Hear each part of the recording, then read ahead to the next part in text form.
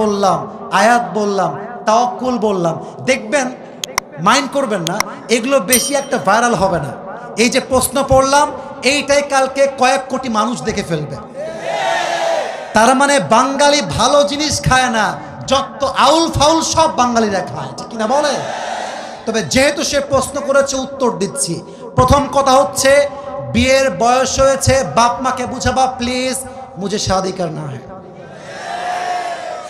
ভালো ভালো বলছি, বিয়ে দিয়ে দাও।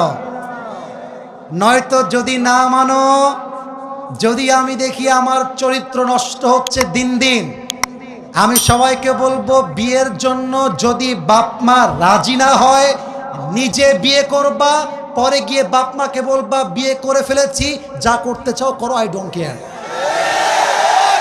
এখন অনেক মুরব্বী আমার উপরে হয়তো অভিযোগ তুলবে, হুজুর আপনি যুবকদেরকে খারাপ দিকে মোটিভেট করছেন। মুরব্বী, একদমই নয়।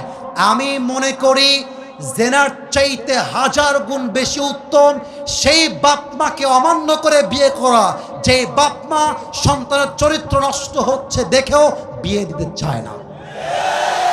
তুমি আমার বাপ, তুমি আমার মা, তুমি দেখতেছো দিন দিন আমি মেয়েদের নেশায় আসক্ত হচ্ছি, আমি পার্কে যাচ্ছি, আমি প্রেম করতে